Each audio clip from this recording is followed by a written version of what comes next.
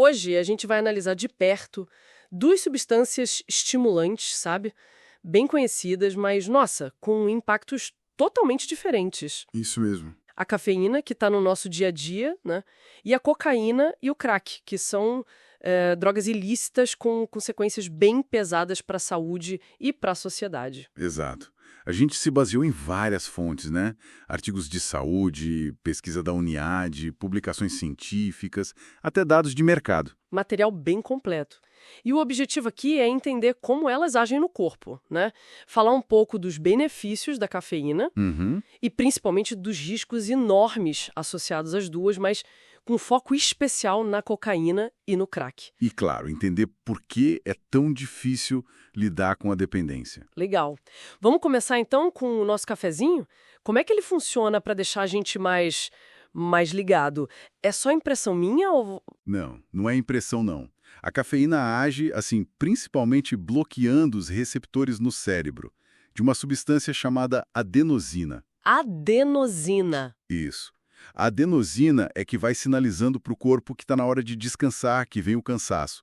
A cafeína chega lá e, bloqueia essa comunicação. Ah, então ela meio que dá uma enganada no cérebro pra gente não sentir sono? Basicamente isso.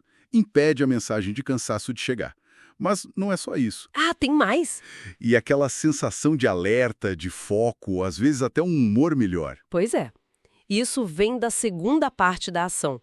A cafeína também dá uma aumentada na disponibilidade de neurotransmissores importantes, como a dopamina e a norepinefrina. Sei. São eles que ajudam nesse estado de alerta, melhoram a concentração, sabe? E podem até dar uma levantadinha no humor. Tem estudos que mostram que doses moderadas, ali entre 200 e 400 miligramas por dia, melhoram mesmo o desempenho cognitivo. Que interessante. E eu li algo sobre o café ter outros benefícios, não só a cafeína em si. Antioxidantes, é isso? Exatamente. O café como bebida é rico em antioxidantes. Ácido clorogênico, polifenóis, são nomes complicados, mas eles basicamente ajudam a combater danos nas nossas células. Uhum. E algumas pesquisas até associam o consumo regular de café, não só pela cafeína, mas pelo pacote todo, a um risco menor de algumas doenças. Diabetes tipo 2, por exemplo, e até algumas neurodegenerativas, tipo Alzheimer. Puxa, legal saber disso. Mas, claro, nem tudo é perfeito, né? Tem um limite para a cafeína. Quando que ela vira problema? Tem sim.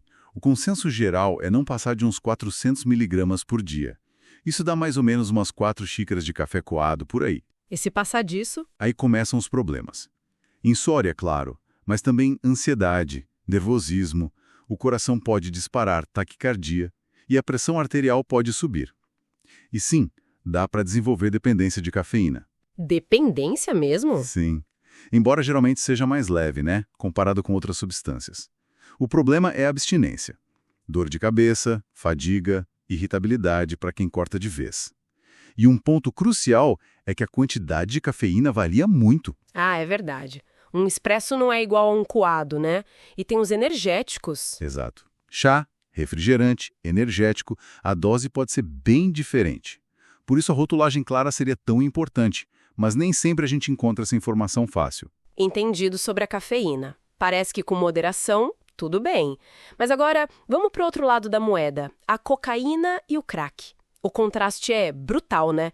Como eles agem de forma tão mais destrutiva? O mecanismo inicial até tem uma semelhança superficial, sabe? A cocaína também mexe com neurotransmissores como a dopamina, a serotonina, a noradrenalina. Ah, parecido com a cafeína, então. Na teoria, mexe com alguns dos mesmos sistemas, mas a forma e a intensidade são radicalmente diferentes. A cocaína bloqueia a recaptação desses neurotransmissores. Recaptação. O que é isso? Recaptação é o processo natural do cérebro de limpar esses neurotransmissores da sinapse, depois que eles fizeram o trabalho deles.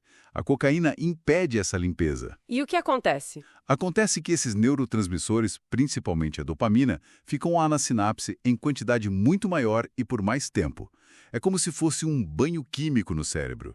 Isso causa uma euforia muito, muito intensa e rápida. Nossa! E no caso do crack, que é fumado, essa chegada da droga no cérebro é quase instantânea, coisa de segundos. É uma explosão de prazer muito forte. Caramba! Então é essa velocidade, essa potência toda que bagunça o sistema de recompensa do cérebro de um jogo tão violento. Exatamente. É uma diferença de escala que, tipo assim, reconfigura as prioridades do cérebro. A intensidade é tão grande e o efeito passa tão rápido, especialmente no crack, que cria um ciclo vicioso. A pessoa busca aquela sensação de novo e de novo. E aí vem a dependência. Uma dependência fortíssima. O potencial é altíssimo. O corpo também desenvolve tolerância, ou seja, precisa de mais droga para sentir o mesmo efeito. E tem outro fenômeno perigoso, chamado sensibilização, ou kindling. Kindling? O que é isso? Não conheço. É meio paradoxal. Com o uso repetido, o cérebro pode se tornar mais sensível a alguns efeitos negativos da droga, como convulsões ou paranoia, mesmo que a dose não aumente.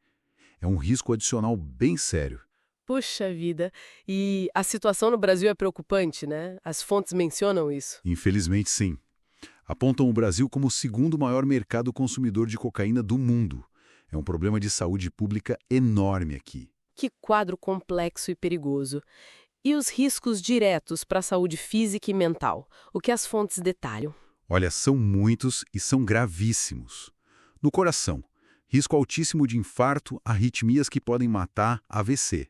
Meu Deus! No cérebro, convulsões, déficit de atenção persistentes, instabilidade emocional extrema, impulsividade fora de controle e até danos físicos nas terminações nervosas, nas sinapses. E a parte psiquiátrica? Imagino que seja pesada também. Muito. Paranoia intensa, episódios psicóticos que podem parecer esquizofrenia, depressão profunda quando o efeito passa, ansiedade aguda, muita agressividade. E no caso específico do crack, por ser fumado, causa danos pulmonares severos, o chamado pulmão de crack. É um cenário desolador. E ainda tem overdose, doenças infecciosas. Sim, o risco de overdose é constante, sempre presente e pode ser fatal. O uso compartilhado de seringas ou cachimbos, ou mesmo práticas sexuais de risco associadas ao uso, aumentam muito a chance de contrair HIV, hepatites B e C. Sem falar nos adulterantes, né? Exato. A cocaína vendida na rua raramente é pura. É misturada com um monte de coisa. Anestésicos locais tipo lidocaína, às vezes outras drogas mais baratas, talco, enfim. Isso aumenta ainda mais a toxicidade e os perigos imprevisíveis. Com um quadro tão grave assim, como é que fica o tratamento? Existe alguma coisa, um remédio específico? Essa é uma das partes mais difíceis. Infelizmente, a resposta curta é não. Não existe um medicamento específico aprovado por órgãos internacionais como a OMS ou o FDA que trate diretamente a dependência de cocaína ou crack. Nenhum. Nenhum com eficácia comprovada e aprovação específica para isso. Existem alguns medicamentos que são testados, às vezes usados off-label, que é fora da indicação original, tipo topiramato, modafinil. E funcionam? Os resultados dos estudos são, na melhor das hipóteses, limitados. Alguns mostram algum benefício pequeno para um grupo de pacientes, outros são inconclusivos, outros não mostram diferença. É um desafio enorme desenvolver um remédio para isso, pela complexidade de como a droga afeta o cérebro. Nossa, então o foco do tratamento acaba sendo outro, imagino. Exatamente. O foco principal acaba sendo nas abordagens psicossociais. E isso tem muito a ver com a síndrome de abstinência. Como ela é? Ele é marcada por sintomas psicológicos muito intensos. Uma sensação profunda de desprazer, de vazio, que a gente chama de disforia, a incapacidade de sentir prazer em qualquer coisa, a anedonia, e principalmente um desejo incontrolável, avassalador pela droga, que é o craving. Entendi. É uma luta mais mental, então. Uma luta mental e emocional gigantesca.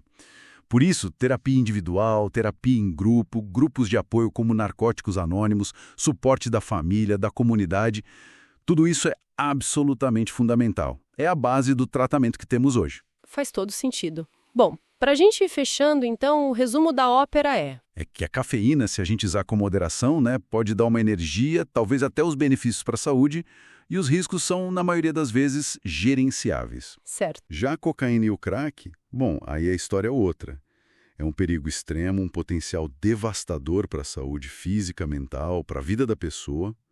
E a dependência é de tratamento muito complexo, ainda sem uma solução farmacológica definitiva. Perfeito. E fica aquela reflexão final, né?